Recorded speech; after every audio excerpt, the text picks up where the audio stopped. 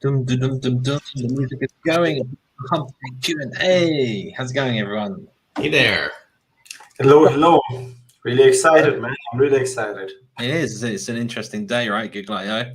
Quite. We'll do some introductions and get things going. So, welcome to Humpday Q&A. Not usual today.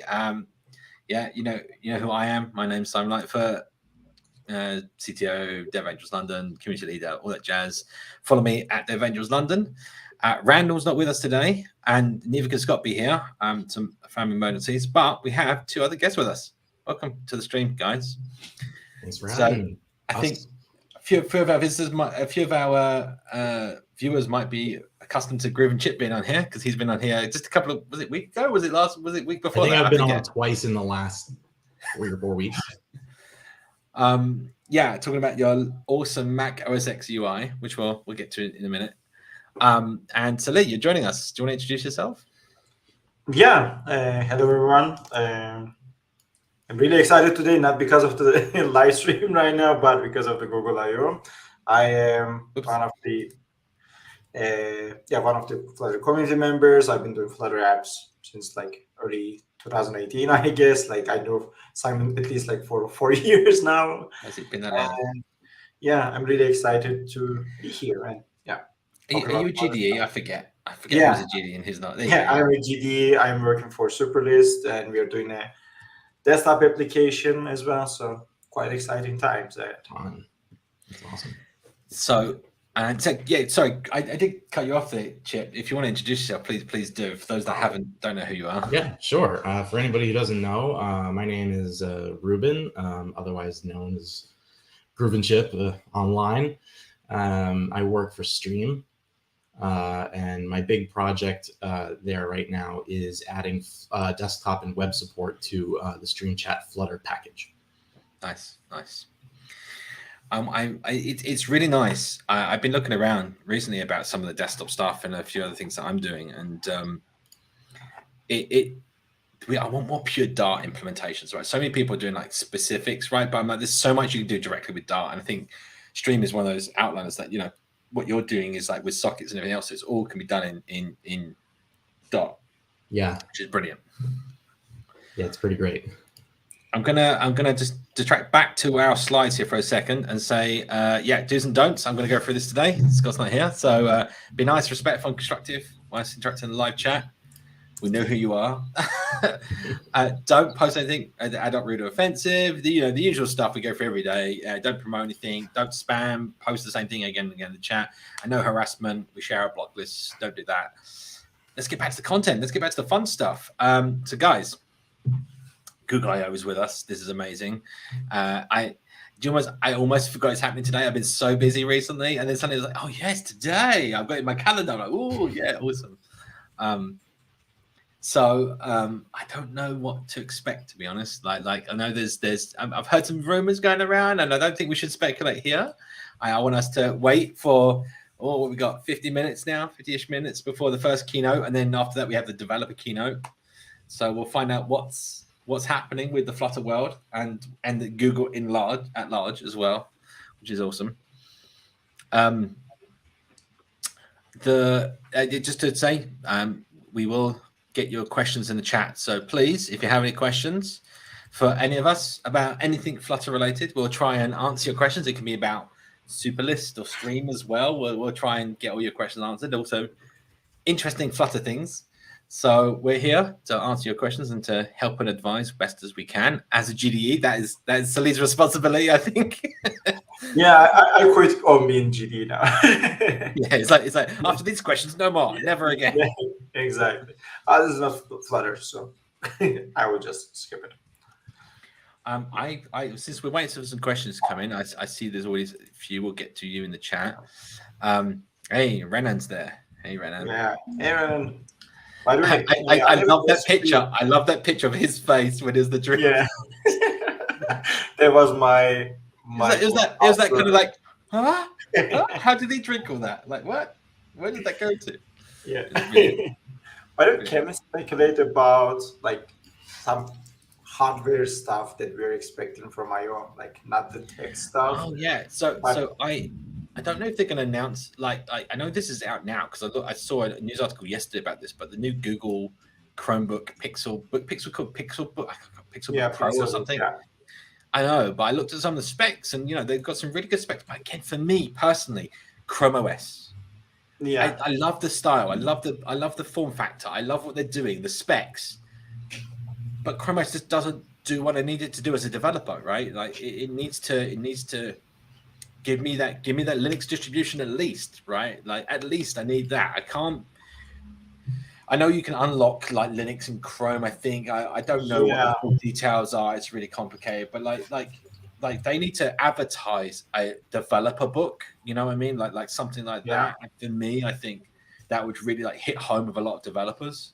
Like a nice, powerful, lightweight, fully functional notebook / laptop that you can do all your development work with. And they've tested against Android Studio and all this kind of stuff that that you're going to get that performance. That's a good sell. I think that's a good sell. Yeah, it took 1 day for me to set up everything on a Chrome OS to run VS Code. I'm not even talking about like Android stuff or anything else, like only the VS Code and like Rust itself, and that's all. So that was like kind of annoying. And right now we are just using it to watch Netflix. You have to enable like some Linux OS mode, or something like that. And I kind of get to this point. I'm like, you want something that again, like the settings for me as well, is like the browser hosts the settings for the OS is just like, it just doesn't fit well in my head. When I ever use Chrome OS, I'm like, just give me the settings over here. Give me a separate settings app that just has settings in it. I'm happy with that. Don't like have this browser setting separate. Do you know what I mean? Like it's still. Definitely. I get that OS is built around the browser and all of that, but it still like feels like there should be a separation between those two things. So and it doesn't matter you use the same technology on both, right? Just there should be like a UX separation between the two things. Maybe I'm old-fashioned. Are you expecting a new messaging app from Google? Right. Another one for Google to cancel the next year. Yeah. No, I'm not. But with Flutter, you never know, because we can now build cross-platform apps. Yeah. And on all of these things, and have a cross-platform messaging app that we can now cancel on all platforms. Yeah. I mean, you can create all once and cancel all at once. So time saver again, even in the worst circumstances. So let's see what I've got here. I want to show you guys something I've been playing around with recently, and let the questions come in. Stick your questions in the chat. We'll get that. We'll get them all up on the show as best we can. So get them in. Let's see here. I'm going to show off something I was playing around with because I kind of find this interesting, and it's going to be totally geeky. But I want to get you guys' opinion on this because this is kind of cool. So let's see where we go. Since wait for some questions to come in, right?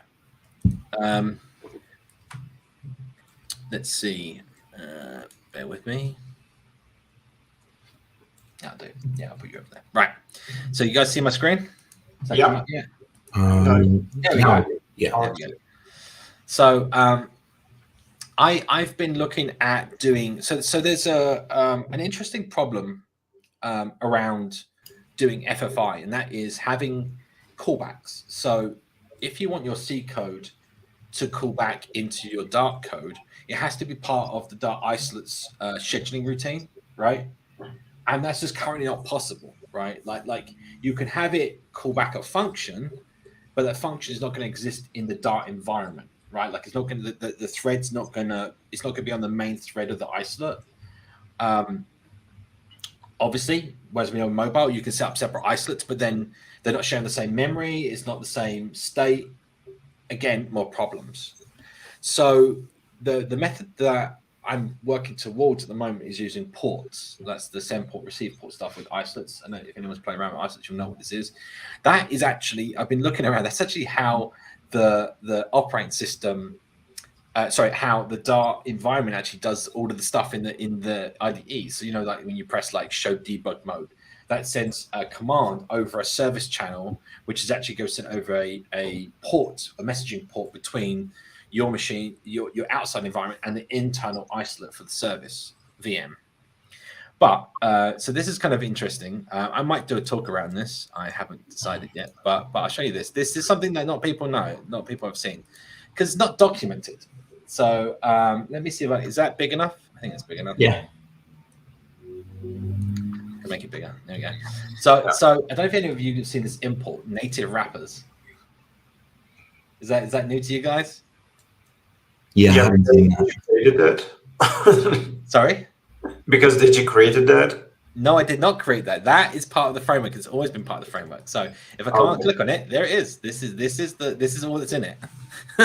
It's not a lot, but it doesn't need to be. So this is these field wrapper classes is just like a placeholder so that the Dart environment knows that this wraps a native field, and then it can allocate it appropriately. And then there's this external function which can be used to like get a native field from get the first native field from an object, but we don't use that. So basically, what I'm doing here is I'll show the C++ code in a minute, but you can see here. So when we create a data store, this is just my example.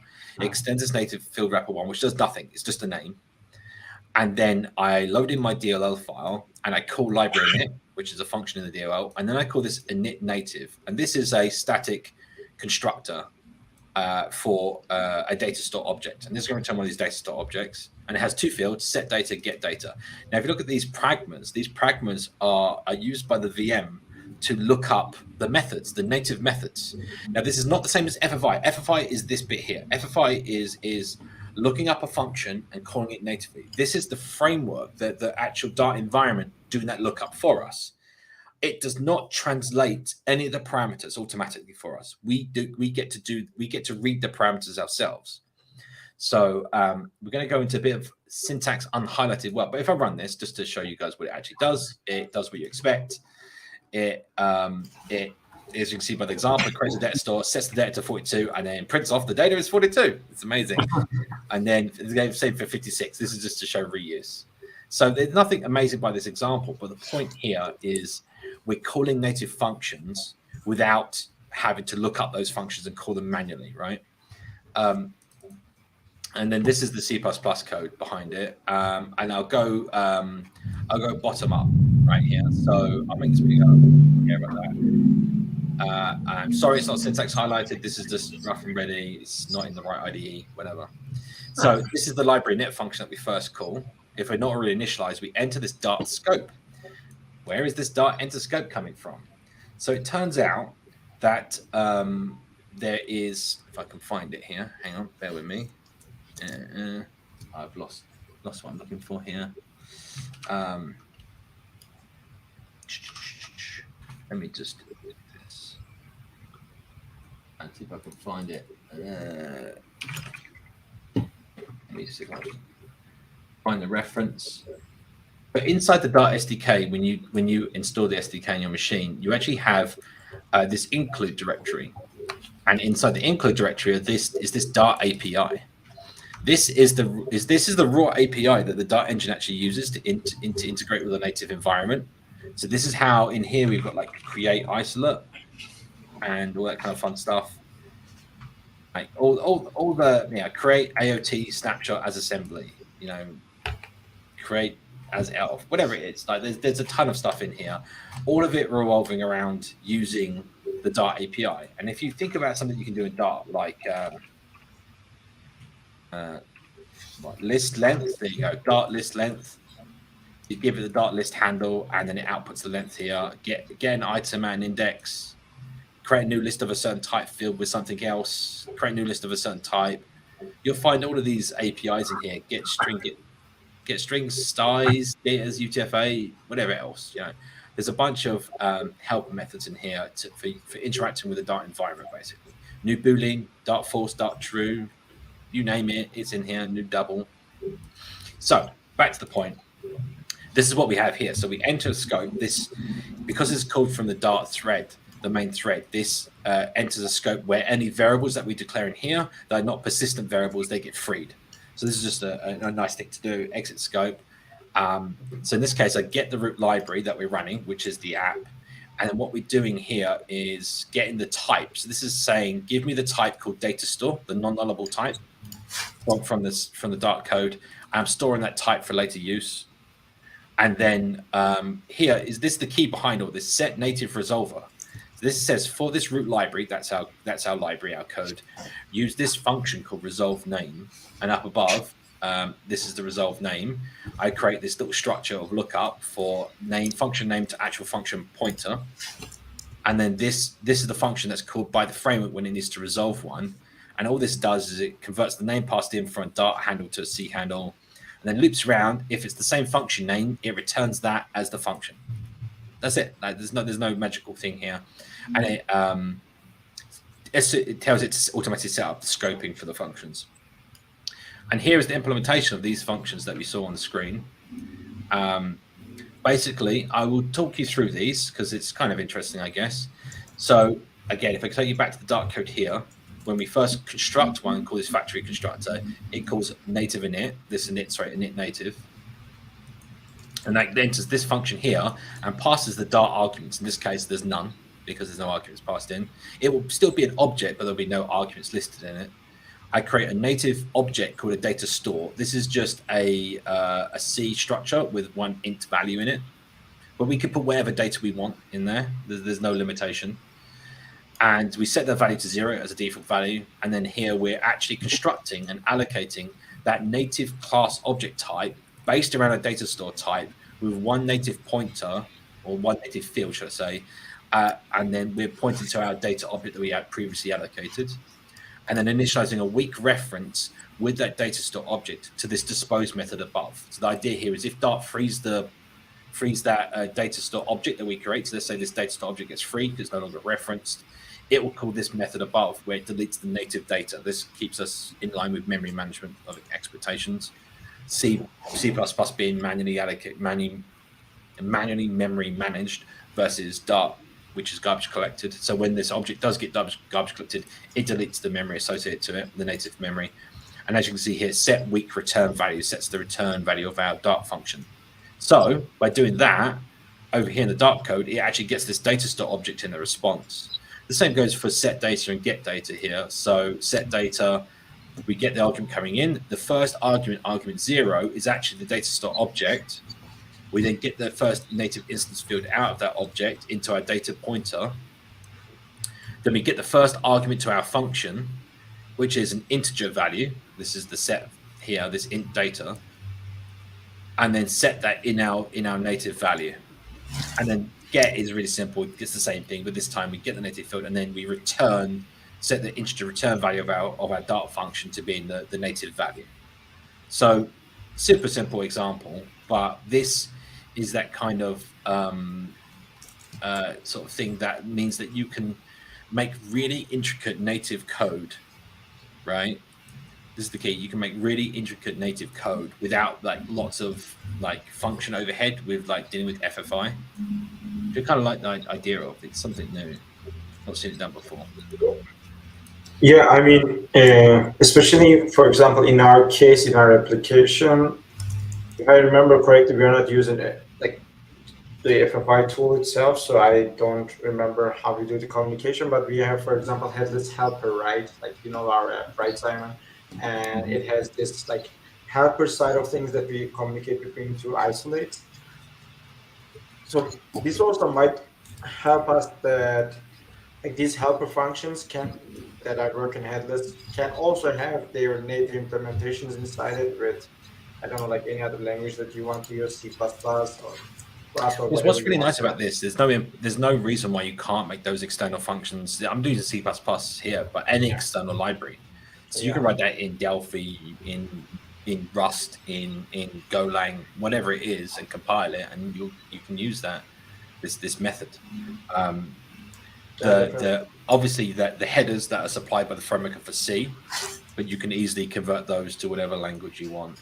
If you look in your Dart SDK directory, you'll find in the bin directory there's dart.lib, and that is the dynamic reference, I would call it. It's actually it points to the static to the libraries in the DLL. So Someone said, what's the topic for today? The topic is whatever you want it to be. Ask your questions and we will see where the conversation takes us. But at the moment, we're just talking about some FFI things that I was fiddling around with. Nothing amazing. Like, I have one really stupid question. Like, why do we have like native field wrappers class 1, class 2, class 3, and class 4? Is it for like parameters or something? So no, basically you have fields. They're like, imagine that you've got a Dart object and you've got your fields inside. It's allocating one hidden field that references the any native pointer that you want. Now, what you can do is make that native pointer point to other things, but you get a double dereference of memory, which can be impact on performance. Yeah. So by allocating 4, it's basically like to have an array of 4 pointers that can point to any native things you want. So it's about getting a bit back on performance if you need it. But for most use cases, the only one is needed is for the frame. Sorry, the one with one field is the only one that you need. By the way, this is literally how the Flutter engine works. So I'm gonna, if anyone's interested, we can do a little bit of exploration. But I'll tell you what, let's get some questions where we have some time, because we're gonna run out of time. Otherwise, we're gonna stop when the Google I/O keynote starts. So we'll also post that link in the chat. We want to give the keynote more speed, more view. We don't want to steal the thunder from them. Okay, so Techist says, my Android app, every time I run it downloading Gradle. How to avoid this? I have 2 different projects. When I open another one that also has a Gradle downloading error, I'm using Mac versus VS Code. So this is a standard Android problem. And what you can do is inside your Android Studio or editor, you can change your settings to use an install of Gradle, and you can actually download and install that version of Gradle, which is as simple as extracting the Gradle zip folder somewhere and pointing it at that. However, the other thing you'll probably be experiencing is because you've got 2 different versions of Gradle. So if you go look in your Android folder, in your Flutter project, you'll find there's a Gradle wrapper folder. And inside there is Gradle wrapper properties. You want to make sure it's the same version in both. Anything to add to that? Sorry, I'm just... No. I think it answers it, right? Yeah. I mean, what I've seen in the latest version of Android Studio is that it actually comes up as a pop-up really annoyingly and suggesting you to cache whatever Gradle properties that you have, and it is asking you if you want to download them all the time or cache it directly. So if it is, I don't think that what you said is is there a tick box for like caching Gradle dependencies? There might be. Exactly. So check your settings in Android Studio, and you might find there's a Gradle section for Gradle config. If you just search for Gradle, you'll see it come up, and I think there might be something in there about caching your dependents. Yeah. Hopefully that answers your question. Let's get to the next one.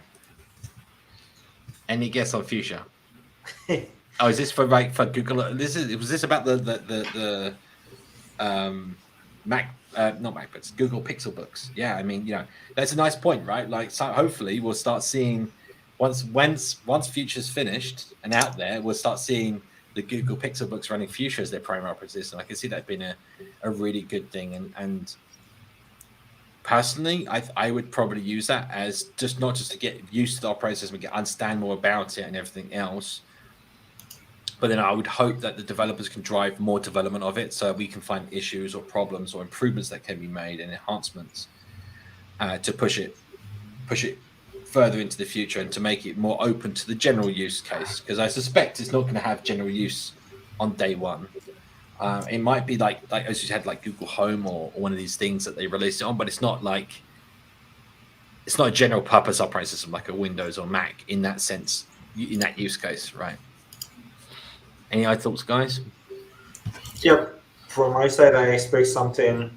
At least I would like to hear something about it in the open keynote. But from the device perspective, I wouldn't expect more than the Google Hubs or something like they did last time.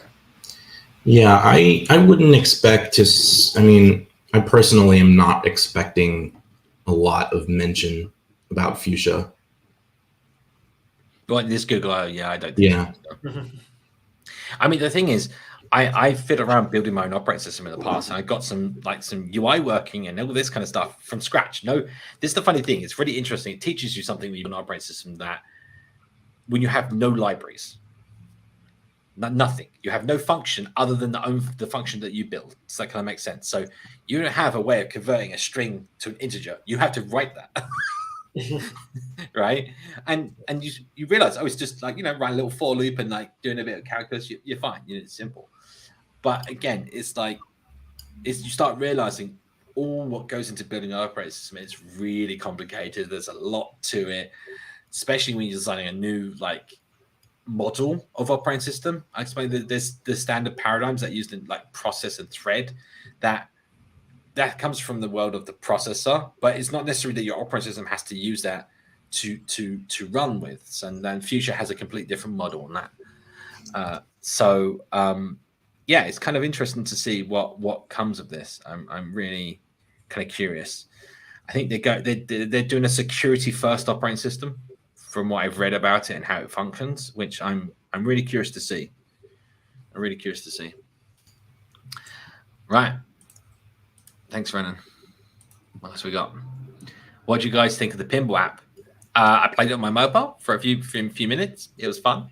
I found it absolutely delightful. It's really nice, and it shows you what you can do. I think that it's also forks 2D as far as I understand. There's nothing. It looks 3D, but it's 2D sprites placed in a Z ordered environment, right? So but it just shows you what you can do with Flutter. I did try my browser earlier, and it was way too slow. So there's obviously improvements that can be made. If I make the window smaller, it probably has less pixels. Let's try it. Let's see what happens. Let's see if I can share. Can I share it? Let's see what happens. Share tab. I love the music in that game. So it reminds me of a song, but I can't remember what is that. Yeah, see this. So what we got? Flippers, space to pull. Okay. So I tried this earlier. Yeah, that's just see it's pulling back there on the plunger, but it's super laggy, super slow. Like that is me holding down this plunger, but do you see how slow that's coming down on the screen, right? The gravity is ridiculous. So yeah, I think there's still if I was to make this like this it's all great, don't get me wrong. On my mobile it worked perfectly, right? But on desktop not so much. So I don't know, maybe it's this particular push of the code, who knows? But yeah, it's not all that great, but it played well on my mobile. That's all I can say. It's really nice. I think it's got a bright future. Yeah, it's very cool. When I use Google ML Kit plugin for using face recognition, but it's increasing the APK size anyway to reduce the APK size. So your APK size has nothing to do with the install size. You understand that? Just FYI, like people make this mistake. Developers always make this mistake. Your APK can be like 200 megabytes, but the user does not download and install 200 megabytes. Okay, when it goes up to the Play Store pulls apart your APK file and only ships the bits of your APK file down to the user's device that are meant for that user's device. So the only way to see your true download size, as far as I remember, was to put it up on a Play Store like Alpha closed testing channel or whatever. I think there's isn't there like an bundle kind of Explorer size tool? I seem to remember. Yeah. There's an app bundle tool that has been introduced. Also, it is part of new Android Studio from, I think. Is it like on the menu? It should be, yeah. Bundle size Explorer or something, wasn't it? It's been a while since I looked at it, to be honest. Like you can obviously you've got the APK analyzer on there, but I don't think that gives you App Bundle Explorer, right? Or App Bundle Explorer is part of the Play console. I don't know. Okay. Anyway, you can definitely find some stuff online, Techist. there's, as I said, you can push them up to your Play Store and see it'll show you. But basically, you can say on an ARM64 device with this screen size, what is my download size, and it will give you that like suggested. Again, it's not precise because it needs to know the device it's going to run on, and you're like kind of saying a fake device. So, but yeah, isn't there a way to reduce it? No, I mean you could go off and use. I don't use the Google ML APIs directly. That's something you can do. So you don't need the client library, right? So there's the Google ML. What's it called? ML API. There's like an ML API, isn't there? No. I mean, shouldn't we just check out the library? Well, I'm just looking. This. I mean, what I'm trying to say is, if the library pulls in a lot of interdependence for Android or iOS specifically, the point here is you don't necessarily need those, right? From a Flutter perspective, right? All you care about is. Let's have a quick look here. Oops, sorry. There we go. Yeah, so this is why I just clicked on like ML kit. I don't know. Android, iOS. See, the problem here is all this information you get back, all this data that you get back can actually come back over. There's an API. I know there's an API because I've used it. Vision API. There's a, let me see if I can, you know what I mean? Cloud Vision API. Google Cloud Vision. Let's see if I can find it. Here you go. Google Cloud Image. This is it. Go to console. No, I want the detect objects vision API. Try the API. I know it's here. Give me the documentation.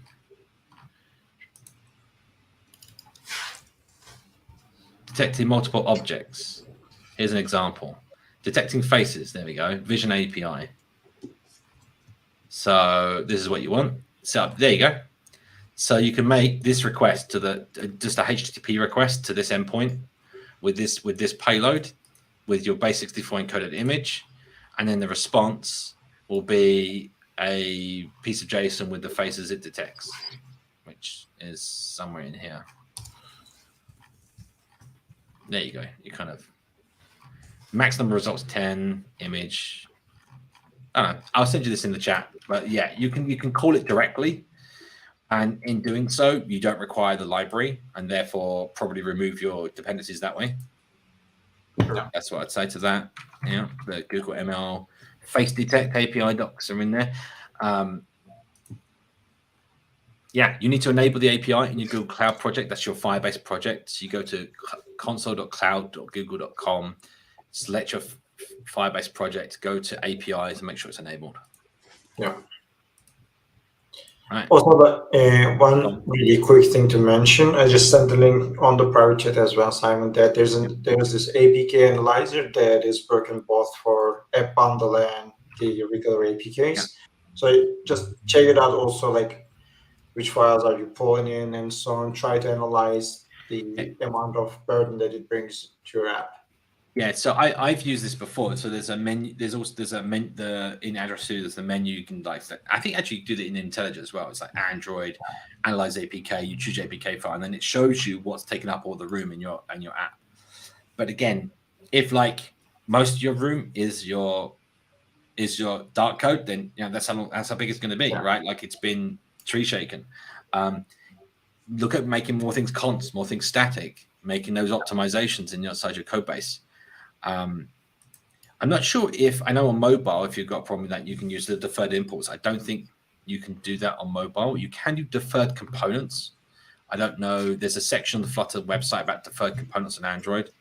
So that allows you to have like essentially multiple modules that you can download independently. Like in the classic Android app. Yeah, it's the same as classic Android. The problem is it adds complexity to your development process and it adds complexity to your download. And normally it's just not worth it. So unless your app is massive, like a game that needs to download extra content, it's just not worth it. Yeah. All right, next question. Keep your questions coming in, everyone. Make sure there's a queue in front of them and we'll pick them up. Right, go. Who wants to read this one? I've been hearing the words Flutter and game together a lot lately. Is something new coming to Flutter about game development? I don't know. I guess we'll find out. I don't know anything about that specifically. However, I will mention that game development has always been a thing for Flutter. Has always been a thing since day one, because you control all the things on the screen. You know, this has always been a thing. And there's some great guys. When was the last release? So it's Flame, isn't it? Flame is the Flame or Flare? No, it's Flame. Yeah, Flame. Right. Yeah, the Flame engine. Yeah. So the Flame engine for Flutter is like the go-to one right now, and one of the funny things that came out of the last public release of Flutter, what I thought was quite funny actually, was that was it Flame? I hope it's Flame. Hang on, just trying to see. Yeah, it is Flame Engine. I went to www and it didn't work. This is the website we're talking about. It's in the chat. Flame Engine, and yeah, it was announced that version 1 of Flame Engine was finally here as part of the Flutter release, and everyone thought Flutter built Flame, and that's not the case. It's an open source independent operation. However, it's definitely amazing, and yeah, use it. I think there's a big future in Flame. In fact, the pinball game we just looked at was built with Flame. So you know, there's huge options available for game development. You can still use Unity. You can still use all sorts of other Google things, other game packages, and there's a bunch of packages out there. What was that? Sprite Widget is another one. I think there's a few other game engines on pub.dev that you can look at. Yeah. Also, I've realized that in the last couple of weeks, there were a couple of folks from the Flame team have joined to VGV, and you know, VGV is doing a lot of other work. So this is not something that I know or something. This is just my Sherlock Holmes skills coming in, but maybe there's something that they're working on behind the scenes as well. I think it's a case of I suspect Wolf probably worked on the pinball one. I don't know, because VGV were working on the Flame one. You would think so, but I don't know anything. I think the key here is lots of open source. There's lots of open source packages and things that the community can work on, but it needs backing by companies. So VGV, hopefully, since they're picking up one of the engineers, can support the engineer in working on Flame a bit. I don't know the details, but that's what we hope that we get from companies is support of the open source community, because otherwise we just don't get the content. And it's like, build it once and everyone gets the benefit. It really is a really good thing to do. What else we got here? How can it help us whilst using FI? Does it allow creating callbacks from the C++ part?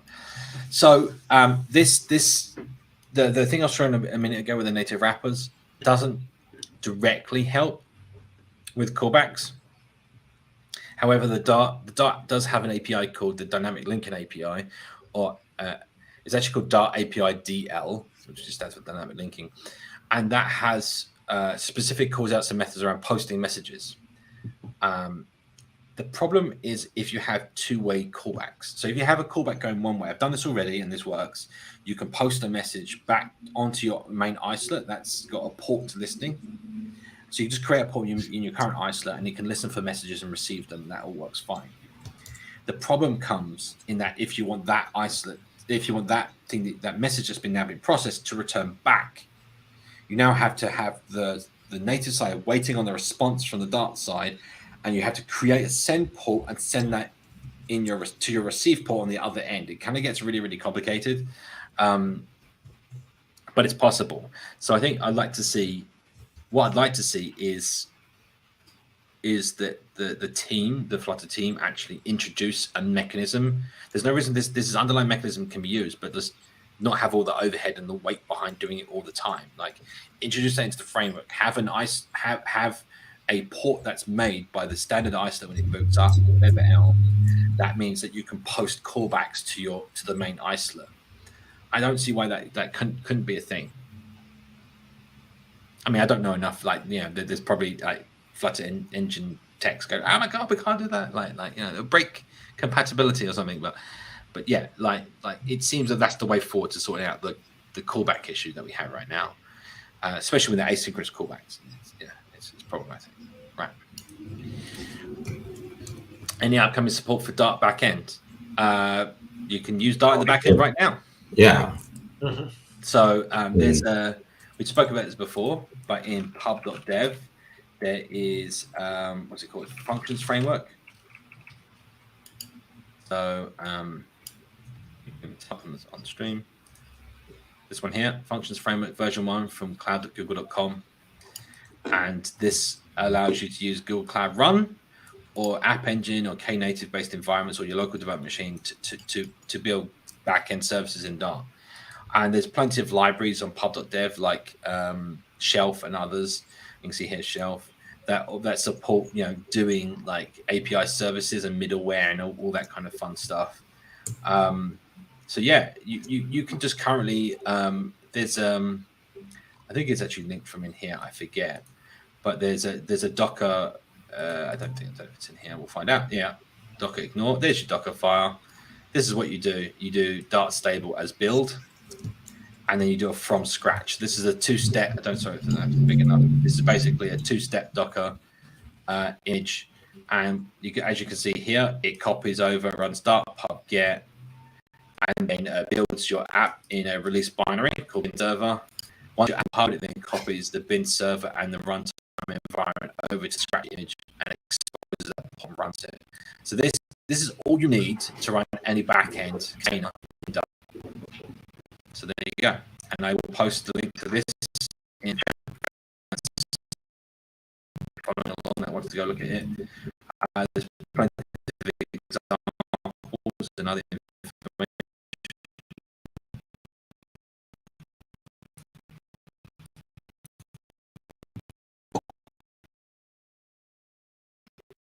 Go exploring. It's definitely working. I have any way to identify device time set automatically or manual set time? No. So you're saying, can I determine if it's set time manually or if it's auto set? You don't know if it's set in automatic time. You read the time and go get the timeline and see if it matches. I don't know why you would need to know this. Literally, you should not care about the time. It's that simple. You could convert your current time on the device, whatever time zone it is, to UTC and see if that matches the current universal time. If you're trying to work out if there's a time differential or if someone's trying to manipulate the time to like kind of get free game access or some other thing like that. But honestly, I can't think of many reasons not to do this. No one cares this much. Like when this, for example, moving 1 hour to hack the system and so on, this is working fine for almost all the big apps. So you shouldn't care about this stuff. If someone wants to trick, they will eventually find a way. So you shouldn't care at the end. Yeah, definitely. And if you just quick thing, if you want your questions answered, quickly get them in with Q. You've got very few time. You've got a quarter of an hour left. Get your questions in, and we'll get to them hopefully. Right, we got. Going to plow through a bunch more really quickly. So, in the last video, you told me to look at switch map transformer for RxDart in order to combine streams of document field and stream elections like that. Yes, I don't know. That's not a question. Sorry. Hope that worked out for you. His other work is quite a comment. Oh, was there? Oh, here we go.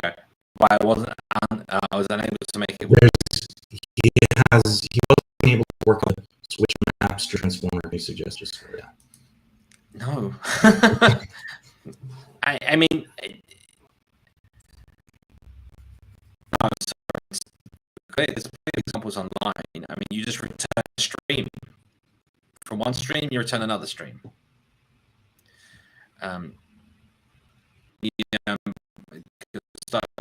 Look at post your question up with all the details on like a stack overflow, right? Or some of the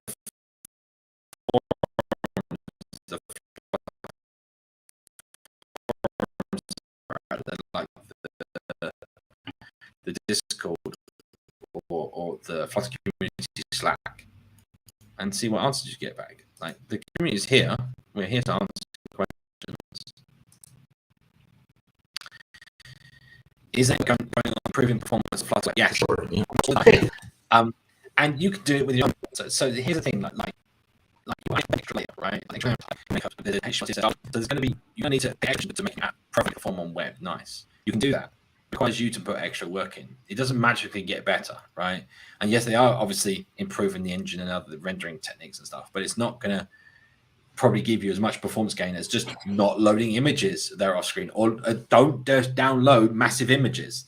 Like, this is standard web stuff, right? Only download the image and the size that you need for the placement that you need on the screen.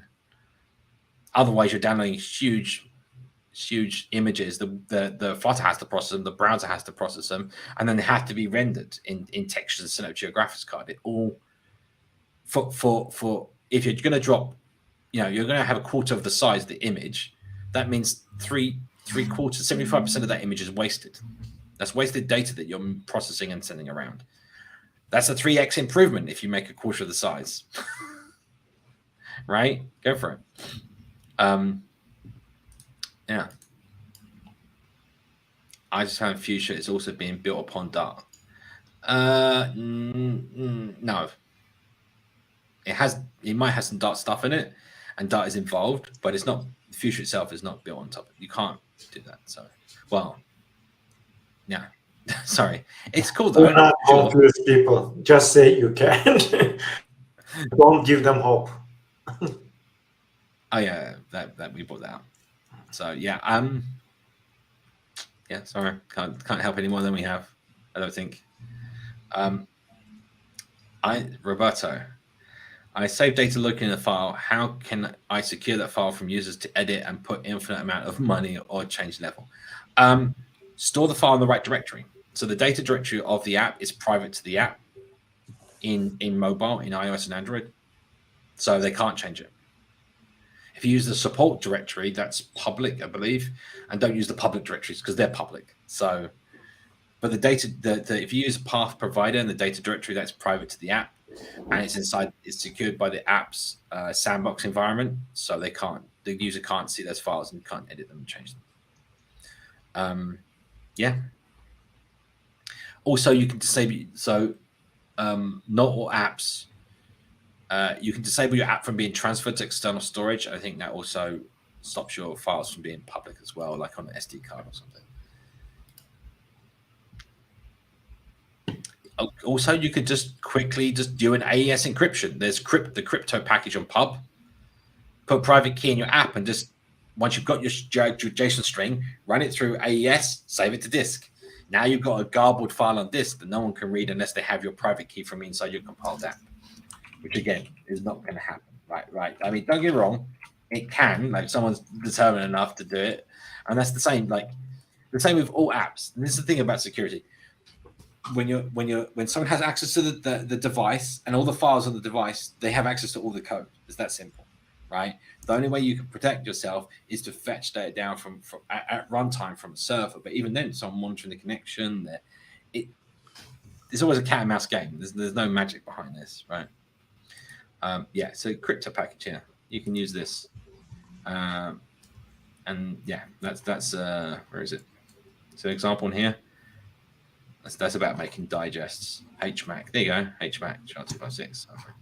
There's I thought it was the crypto library that had AES, but maybe I'm wrong. This has got HMAC. Yeah, HMAC SHA-256 will do what you want, right? I think so. I forget. I don't know. It's been a while. Yeah, HMAC. That's another thing, right? You could store you could put the hash elsewhere and then like see if it matches. I don't know. There's a bunch of things you can do, but yeah, you can definitely run it through crypto and store it on disk if you want to, just to guarantee no one can change it. Oh, we have a few minutes. We have 8 minutes. Quick. Quick. Is there a way to add keywords to a web build, and does it help with SEO? Yeah, in your HTML file, you've got meta tags. You can change the description. You can add a keywords meta tag. It's standard web stuff. Just go look web SEO meta tags. You'll find examples. Does it help with SEO? Probably not. The meta tags are overused. It might give you something, but it's better to have like actual text in your page that's used, and that's why server-side rendering comes in. So if you're trying to do Flutter web and SEO, then you need server-side rendering. It's a completely different thing. How to encrypt files saved locally? I've just answered that. There you go. So yeah, just find an encryption library and use it. Actually, there is Pointy Castle, right? Hang on. That's a good point, actually. Hang on. That's the one. I'm sure. Hang on. This one here, Pointy Castle. There's one called Encrypt here. Don't know what that is. There you go. Oh, this is like a console app. Pointy Castle is an encryption library, and this has all the algorithms and so on for doing encryption. There, block modes, AES block modes, CBC, simple CBC chaining. You can use RSA, all your fun stuff. HMAC, go crazy. Do an elliptic curve and go even wild. I don't know. It doesn't matter. Encrypt it. There you go. Yes, John. Flame has been around. Should we expect anything Flutter-wise from Google I/O? Absolutely. You would hope so. I mean, I'm hoping for some awesome stuff. Don't know about anyone else. It would be pretty wild if there was just like not a peep about Flutter. I mean, at least the schedule says there will be some Flutter content, so I trust at this point. Yeah. But yeah, you never know, right? It looks like a few people are complaining that we've had some choppiness and so on. So apologies if the stream is bad. We've had some interesting weather here, so maybe it was me. Hopefully, yes, it says we have choppy audio. Simon's desynced. Hopefully, I'm okay. Can you guys hear me okay? Silly? Yeah, for us it's fine. Yeah. All right. Refresh the page, see if it helps. That's all I can say to this guy. Sorry. So let's see what else we got here. What is the best way to tweak this option for an image in a web build? You can just use the URL launcher to launch the tweet URL. So if you go look at the sharing feature of Twitter, you can build a URL which contains your message and who you're tweeting at and that kind of stuff. And then you just use URL launcher and launch the URL, and it will open up another tab with the tweet box and all that kind of stuff. They can finish and press send. There you go. Go just look at the share stuff for Twitter, and you'll get examples. Flutter supports stack navigation, iOS. Yes. There's actually literal widget. It's called Scaffold Stack or something. Stack navigation. I forget what it's called. But yeah, you can do that, and you can just. It doesn't matter iOS or Android. You can just do it in any of them. In fact, go look at last week's Flutter Humpday where I did an example of it live on stream. You can watch me build it, and then the gist. I posted the gist afterwards. In fact, let me go find that. Yeah, I'll post it in the chat right now. There you go, Techist. Go check out that code. Can we get a few more questions in the last few minutes? How do you access localization without context? With great difficulty. So you can go make yourself a singleton that has all your translations in. Go for it. I mean, you don't need a context, right? The context is there to use the built-in system, but you don't have to use the built-in system. I just don't know why you would want to. So if you've got a system where you're actually you're trying to report back, you want it to live change and live update when the language changes. So by registering with localizations of means that if you're relying on the localizations, your widget will be rebuilt or something in your UI will be rebuilt. If it doesn't need to be rebuilt, you still fetch it and then pass that localizations object. That's your interface for your localizations. You pass that to whatever function the background needs it. So at some point you're getting it from the context from the UI, but then you're passing it into the back end of your app. But equally, you can make a widget at the top level. So when the locale's been changed, it updates like a global in your backend that your backend code can use. It does the same thing. There's a ton of different ways of doing this. There's a ton of different ways. Hopefully that helps. I don't know. And by the way, guys, jump in if you want to answer any of these. Actually, what I wanted to say, maybe after this we can wrap this up to jump to the keynote. Yeah, definitely. Yeah. We have a few seconds of rain. Let's get the last few questions. What that comes of Firebase against custom backends? No idea. None. I I mean, like what? I mean, you're using the custom backend means you can do whatever you want, and the Firebase means you're doing their specific way of doing things.